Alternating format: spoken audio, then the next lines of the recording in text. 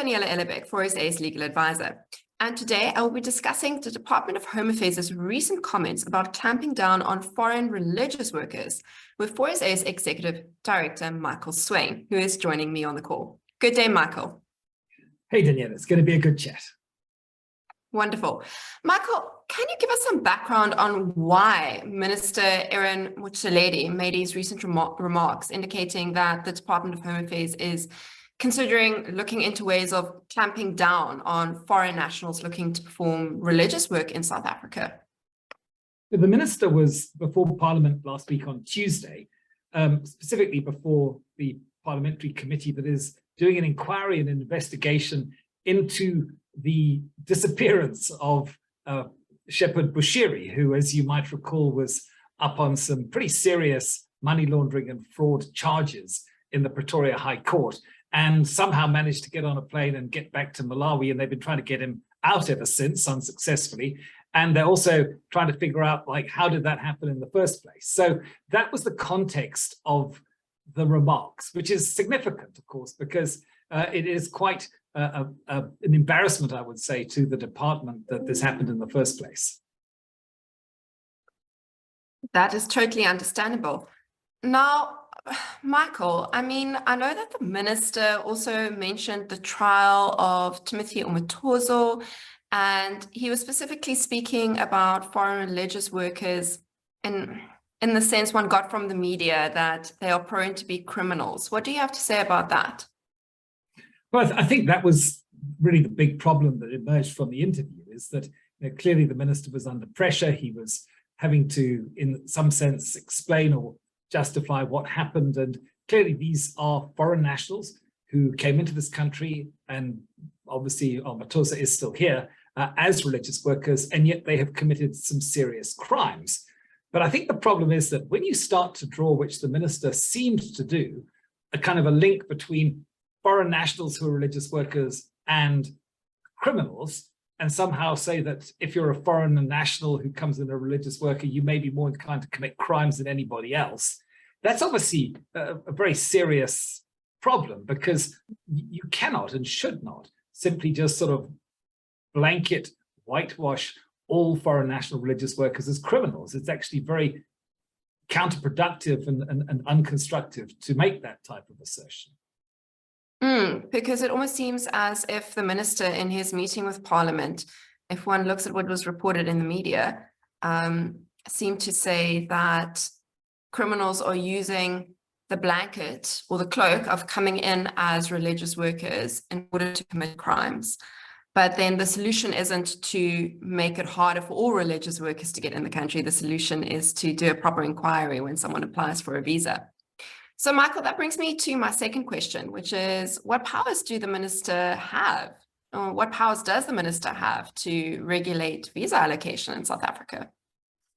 I think before we move on to that one, let's just make it very clear that a crime is a crime is a crime. And regardless of who commits the crime, whether it's a pastor, as we often say, a politician or a postman, it is the law of the country that is there, and we have plenty of laws to deal with these types of crimes. And so therefore, we need to, I think, be very clear that we distinguish the criminal activity from the type of person who commits the crime.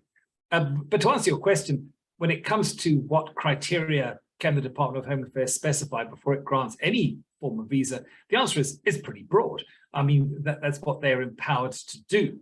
But the issue isn't so much what they do as how fairly and how equitably they apply those standards. So in other words, if the minister were to formulate some kind of a policy, which he seemed to indicate that he was going to, whereby a foreign national looking to come into this country as a religious worker would pretty much face a blanket ban, but maybe other foreign nationals coming into other sectors of work would obviously have different criteria applied, that would seem, at least at first glance, to be unfairly discriminatory against religious workers, and therefore would potentially be unconstitutional, because it's unfair discrimination on the basis of freedom of religion in that sense. So that is really the crux of the issue. It is this seemingly blanket ban that the minister appears to be considering to apply to any foreign national looking to come in as a religious worker. And my blanket ban being as a result of the actions of a few. Precisely. It's in other words that the worst form of policy is a policy that is formulated under an exceptional circumstance. Indeed. And then you try and apply it generally to everyone. So, Michael, what about foreign religious workers who are already in South Africa? So foreign nationals who are already in the country to do religious work, missionaries, pastors, and so forth. How will this affect them? Well, that's perhaps the big unanswered question, and I think a very serious ground for concern, because we have many foreign nationals who are in this country legitimately. They've got their visas. They're perfectly entitled to be here, and yet obviously, at some point, those visas have conditions attached to them. Often there's a renewal condition that's attached to a visa, unless, of course, it's a permanent residency. But even that potentially could be revoked. So that is really concerning, because many of these religious workers from other countries, they've been here for years. They've been serving the people of this country faithfully for years. They've been positive contributors to the society, and yet potentially— in law-abiding. And law-abiding, yes, the vast majority of religious workers, by the way, are extremely law-abiding, in fact, probably more so than most other sectors. But that said, the problem is that we don't know what the status will be of visas and permits for those people going forward. And of course, again, to simply expel somebody from this country or to refuse their visa because they are a religious worker living legitimately in this country otherwise, that would seem also to be not only unconstitutional, but extremely unfair. No, definitely. And Michael, given this, what has FORSA done about this? What has FORSA been doing to address this matter? Well, the first thing we do, which is what we typically do, is we identify things. We are very much, I believe, the watchmen on the walls for religious freedom matters of all types. And so when we identify things, we look into it, we get accurate information on it, we formulate the best possible opinion that we can, and then we advise people and we alert people to it. And so I've been on the radio, I've been on the TV, we're doing this interview now, and we have more press releases and actions coming up this week in the media. And also we, as you know, are writing to the minister to seriously urge him to reconsider his remarks and to perhaps clarify them, because we never want to impute sort of malafides to government. We obviously believe that they're always acting in the best interests and the best intentions. But again, this remark was arguably very counterproductive, disconcerting, and we certainly would hope that the minister would clarify it in a positive way.